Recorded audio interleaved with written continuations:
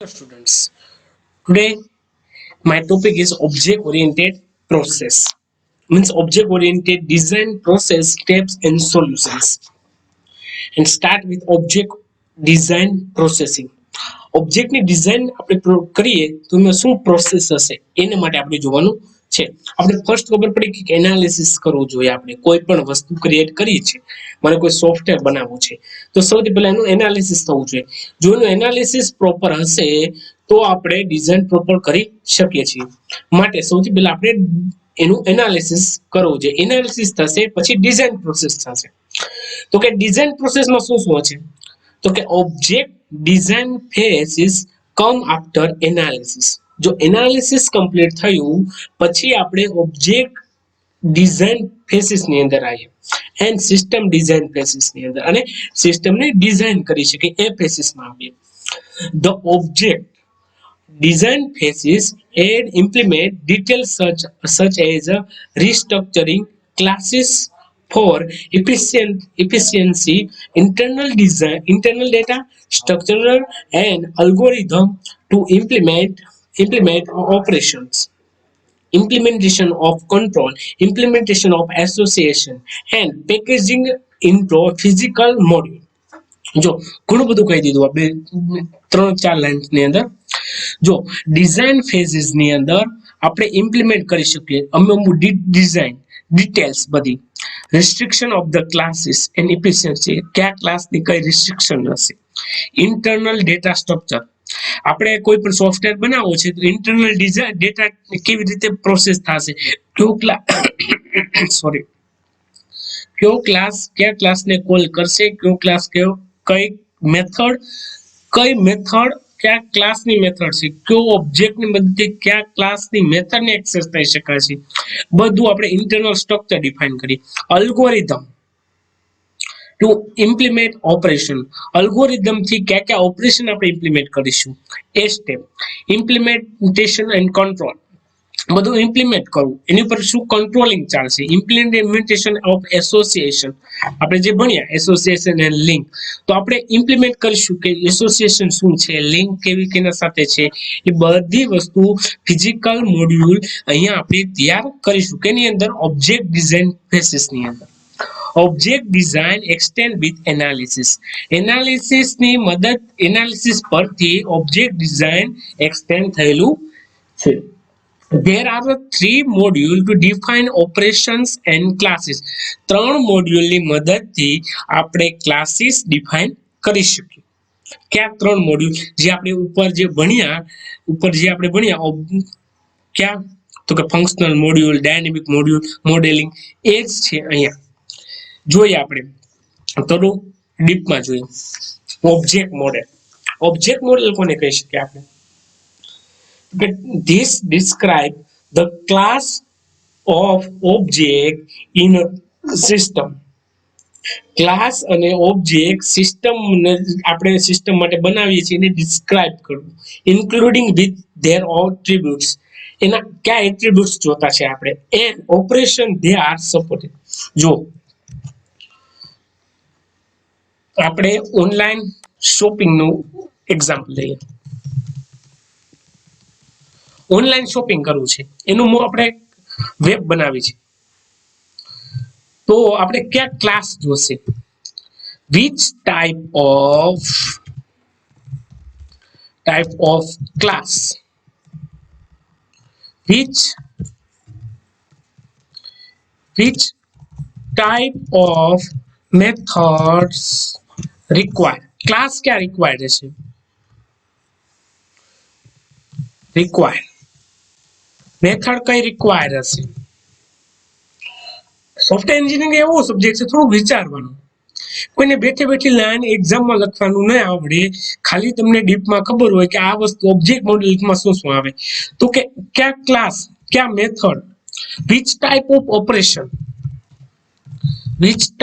of operation has performed, કયા operation perform કરીશ. કે મારે એડ ટુ કાર્ટ કોઈ વ્યક્તિ આવે ઓનલાઈન શોપિંગમાં, તો કે એડ ટુ કાર્ટ છે, તો કે પ્રોડક્ટ, પેલા એડ ટુ કાર્ટમાં શું હોય? Product name, product detail,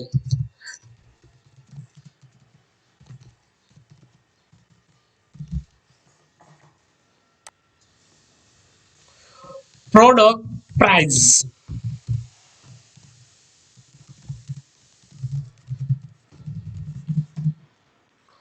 product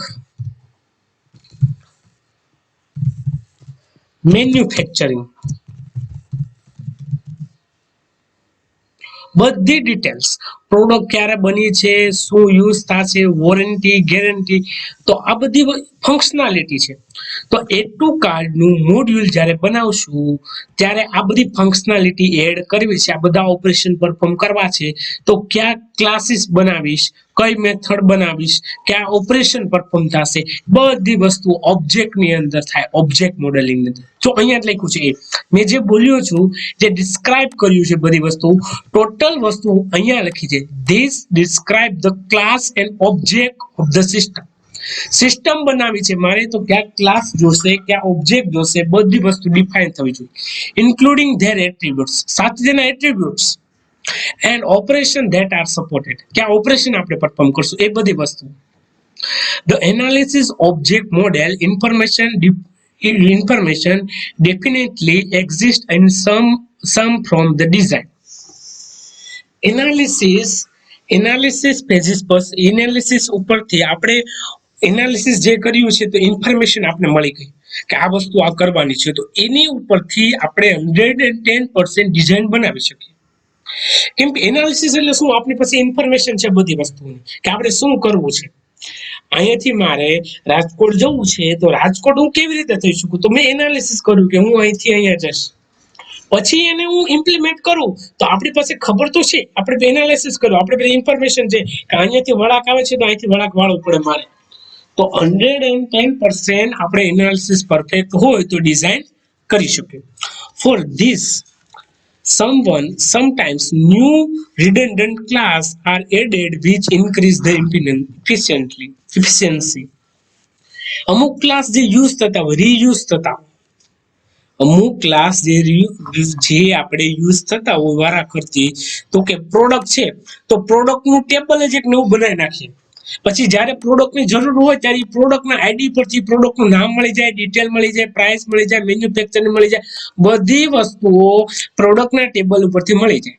તો એક જ વાર પ્રોડક્ટનું ટેબલ બનાવવાનું, વારાફરતી પ્રોડક્ટનું ટેબલ નહીં બનાવવાનું. એના જો એકવાર પ્રોડક્ટનું ટેબલ બની ગયું તો એફિશિયન્સી ઘટી જાય, રિડન્ડન્સી ઘટી જાય, સિસ્ટમ ઉપર લોડ વધારે ન થાય. પછી સેકન્ડ આવે છે ફંક્શનલ મોડ્યુલ. તો કે this define the operation that the system must be implementation. આની અંદર કયા ઓપરેશન આપણે સિસ્ટમની અંદર મોસ્ટ ઇમ્પોર્ટન્ટ, એટલે મીન્સ આપણે ડિફાઇન કરીશું, કયા ઓપરેશન પરફોર્મ કરીશું. ફોર each operation, હરેક operation from the analysis model must be assigned with algorithm and implement the clearly. હરેક એનાલિસિસ મોડેલ પરથી, હરેક આલ્ગોરિધમ પરથી આપણે ડિઝાઇન ઇમ્પ્લિમેન્ટ કરી શકીએ, ક્લિયરલી ડિઝાઇન ઇમ્પ્લિમેન્ટ કરી શકીએ, and ઇફિશિયન્ટલી according with optimisation.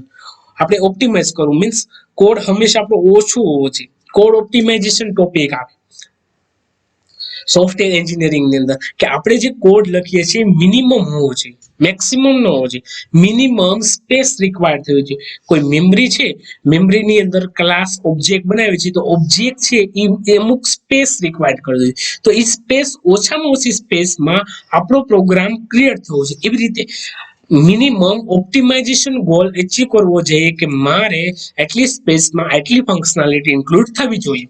Means design હું કરું છું તો ડિઝાઇનમાં ઓપ્ટિમાઇઝેશન હોવું જોઈએ. જો એ કેવી રીતે કેના ઉપરથી ડિપેન્ડન્સ હોય, તો કે ડિઝાઇન ઉપરથી. જો ડિઝાઇન ક્લિયરલીફાઈ હશે, એનાલિસિસ ક્લિયરલીફાઈ હશે, તો તમે ક્લિયરલી કામ કરી શકો છો. ઇન ધીસ મોડેલ, આ મોડેલથી we map the logical structure of analysis model.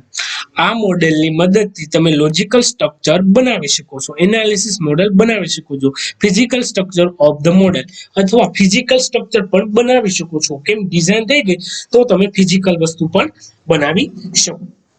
તો સેકન્ડ છે ફંક્શનલ મોડલ, કેની અંદર ઓબ્જેક્ટ ડિઝાઇન પ્રોસેસિંગ ની અંદર. થર્ડ આપણે જોઈએ ડિઝાઇન મોડલ. ડિઝાઇન મોડલમાં શું છે? The dynamic model describe the how system respond with external event. આ મોડેલમાં સિસ્ટમની એક્સટર્નલ મીન્સ અંદરની ભાગમાં શું પ્રોસેસ થશે. ડાયનેમિકલી મીન્સ આપણે કેમ કહીએ કે ડાયનેમિક પ્રોસેસ બધી થશે, તો સિસ્ટમની ઇન્ટરનલ ડિઝાઇનમાં મીન્સ ઇન્ટરનલ શું ઇમ્પ્લિમેન્ટ કરીશું આપણે, કેવી રીતે શું કે હાઉ આઉટપુટ કયું છે, ઇનપુટ કયું છે, બધી વસ્તુઓ આપણે ડાયનેમિક મોડેલની અંદર ઇમ્પ્લિમેન્ટ કરી શકીએ. The implementation of the control flow, the program must be realized either explicitly and implicitly. કયો program implicitly means automatic run થશે અથવા આપણે રન કરવો પડશે. કઈ પ્રોસેસ છે, કયો પ્રોગ્રામ છે એ પોતાની જે રીતે ઇમ્પ્લિમેન્ટ થશે અને આપણે કરાવવું પડશે. ઇમ્પ્લિસિટલી એક્સપ્લિસિટ, જે આપણે સી લેંગ્વેજ બોલીએ ને ઇમ્પ્લિસિટ ને એક્સપ્લિસિટ, તો કઈ પ્રોગ્રામ ઇમ્પ્લિસિટ વર્ક કરશે અને કયો પ્રોગ્રામ એક્સપ્લિસિટ રન થશે, કયો પ્રોગ્રામનો કેવો ફ્લો હશે, કઈ ફ્લોમાં પ્રોગ્રામ્સ વર્ક કરશે, તો આ બધું આપણે ડાયનેમિક મોડેલમાં જોઈ શકીએ. Explicit means the internal scheduler recognize the event and map into the operation cell. Explicit means શું છે? explicit તો કે ઇન્ટરનલ શેડ્યુલ, અંદર કોઈ ઇવેન્ટ પરફોર્મ કરશું અથવા કોઈ મેપના આધારે શું આપણે એની અંદર એક્શન પરફોર્મ કરશું, કઈ વસ્તુ ઇન્ટરનલ કરશું, આપણે કોઈ ઇવેન્ટને રિકોગ્નાઇઝ કરશું, કઈ ઇવેન્ટને રિકોગ્નાઇઝ નહીં કરશું, એના માટેનું ઓપરેશન એક્સપ્લિસિટમાં હોય. Implicit means selecting algorithm that perform the operation in a specified order. કયા ઓર્ડરમાં આપણે એને સ્પેસિફાય કરશું, કયા ઓર્ડર આપણે કોઈ પ્રોગ્રામ છે તો એને સ્પેસિફાય કરશું કે આ ઓર્ડરમાં એ પ્રોગ્રામ્સ રન થશે. એ વસ્તુ કેની અંદર હશે? તો કે ડાયનેમિક મોડેલની અંદર. તો આપણે ડિઝાઇનની અંદર જોયું કે ડિઝાઇન એક્સટેન્ડ કેના પરથી થયું? તો કે એનાલિસિસ ઉપરથી. જો એનાલિસિસ પરફેક્ટ તો થ્રી મોડલની મદદથી આપણે પ્રોપર ડિઝાઇન કરી શકીએ. ઇન શોર્ટ સ્ટુડન્ટ્સ, તમે પ્રોપર એનાલિસિસ ઉપર સ્ટાર્ટ એક તમને આ ટોપિક રિલેટેડ એક વાત કરી દો કે કોઈ સિસ્ટમ બનાવો, તમે કોઈ પણ સિસ્ટમ ક્રિએટ કરવી છે મારે, તો એ સિસ્ટમને બનાવવા માટે તમારે પહેલા વિચારવું પડે કે મારે સિસ્ટમ બનાવીશ તો રિક્વાયરમેન્ટ ગેધરિંગ કરવું પડશે. રિક્વાયરમેન્ટ ગેધરિંગ હશે તો જ તમે કોઈ સિસ્ટમ બનાવી શકો. હવે રિક્વાયરમેન્ટ ગેધરિંગ તો પ્રોપર છે આપણી પાસે, પણ એનાલિસિસ હોવું જોઈએ. હું તમને સ્ટુડન્ટ્સ હરેક ફિલ્ડમાં કહી દઉં કે એનાલિસિસ પ્રોપર હશે જેનું એ વ્યક્તિ માર્કેટની અંદર વધારે ચાલશે. જો એનાલિસિસ પ્રોપર નહીં હોય એ વ્યક્તિ આગળ ચાલી શકે નહીં. જેનું એનાલિસિસ પ્રોપર કે વેબ બનાવીશ તો પેલા ડ્રો કરો, હરેક એક બુક લાવી એની અંદર સિસ્ટમને ડ્રો કરો કે હું આ ફંક્શનાલિટી એડ કરીશ, આ ફંક્શનાલિટી એડ નહીં કરીશ, આની અંદર આ વસ્તુ આવશે, આની અંદર આ વસ્તુ નહીં આવે. તો જેવું એનાલિસિસ પડતે થાય ને પછી એનાલિસિસ ની અંદર ટોપિક પડતા જવાના કે આ વસ્તુ કરીશ, આ વસ્તુ નહીં કરું, આ વસ્તુ અંદર આ ટોપિક આવશે, આ વસ્તુ નહીં થાય. એ ટોપિક પરથી હું ડિઝાઇન બનાવું. એટલે આપણે બીજો સ્ટેજ જો આપણે અહીંયા જોયો છે ડિઝાઇન, કે હું ડિઝાઇન બનાવીશ તો મારી પ્રોસેસ કેવી રીતે હશે, મારે ડિઝાઇન કરવું છે તો હું શું કરીશ, કયા મોડ્યુલને હું રાખીશ, મેં સ્પેસિફાય કરીશ કયા ક્લાસીસ હશે, કયા એટ્રીબ્યુટ્સ હશે, કયા ઓપરેશન પરફોર્મ કરીશ, કઈની અંદર કઈ ફંક્શનાલિટી આવશે, એ બધું કેની ઉપર હોય? એનાલિસિસ ઉપરથી હોય. તો એની રીતે 3 મોડ્યુલ જોઈએ આપણે આજે. તો કે ઓબ્જેક્ટ મોડેલ, તો કે ઓબ્જેક્ટ મોડેલની અંદર એટ્રીબ્યુટ્સ બધા સ્પેસિફાય કરો, કયા ઓપરેશન છે એ પરફોર્મ કરો, એ ઓપરેશનની અંદર કઈ ડિઝાઇન જોવી જોઈએ, ન્યૂ એનાલિસિસ ઉપરથી નવી એનાલિસિસ ઉપરથી કયા ક્લાસીસને હું ફરીવાર યુઝ કરી શકીશ, એના ઓબ્જેક્ટ મોડેલની અંદર કયા ક્લાસીસને યુઝ કરી શકાય, તો યુઝ કરેલ એક ક્લાસની બીજી વાર યુઝ કરી શકાય, મીન્સ એક્સટેન્ડ કરી શકાય, તો કે ઇન્ક્રીઝ ઇફિશિયન્સી અને રિડન્ડન્સી ઓછી થશે. પછી ફંક્શનલ મોડેલિંગ, તો કે આની અંદર ઓપરેશન આપણે કેવી રીતે ઇમ્પ્લિમેન્ટ કરીશું, કયા ઓપરેશન હશે, એની ઉપર કઈ એનાલિસિસ કરીશું, ફિઝિકલ ડેટા ક્યાં હશે, એની અંદર કઈ કઈ વસ્તુઓ એડ કરીશું, કયો સ્ટ્રક્ચર હશે, કયા સ્ટ્રક્ચરની અંદર શું શું થશે, એ સ્ટ્રક્ચર ને બધી વસ્તુ ક્લાસની અંદર બધી વસ્તુ ફંક્શનલ મોડેલની અંદર કયા ફંક્શન યુઝ થશે એ બધું. અને ડાયનેમિક મોડેલની અંદર તમે એક્સટર્નલ મીન્સ એની અંદર કઈ કઈ ઇવેન્ટ આવી છે તો કઈ ઇવેન્ટને કેવી રીતે દર્શાવીશું, કઈ મેપ જોશું, કઈ વસ્તુ રિકોગ્નાઇઝ થશે, કયું શિડ્યુલ હશે, શિડ્યુલ એક બનાવી નાખીએ કે આપણે આ વસ્તુ આ મોડ્યુલ આ પ્રમાણે થશે, આ મોડ્યુલ આ પ્રમાણે વર્ક નહીં થશે. તો બધી વસ્તુઓ ડાયનેમિક મોડેલની અંદર જે વારા પરથી આપણે રિવાઇઝ કર્યું આ લેક્ચરની અંદર.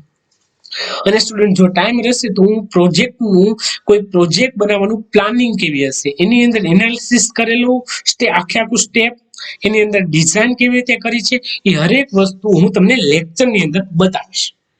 અને હવે આપણે જે નેક્સ્ટ વિડિયો લેક્ચર આવશે એની અંદર આપણે સ્ટેપ એન્ડ સોલ્યુશન્સ જોશું કે ઓબ્જેક્ટ ઓરિએન્ટેડ ડિઝાઇનિંગ ના સ્ટેપ અને સોલ્યુશન કેવી રીતે એક બાય સ્ટેપ હશે એ વસ્તુ આપણે નેક્સ્ટ લેક્ચર ની અંદર જોશું. તો સ્ટુડન્ટ્સ આજ માટે એટલું રાખીએ, વધુ આપણે નેક્સ્ટ લેક્ચરમાં જોશું. Okay, thank you, good bye, have a nice day.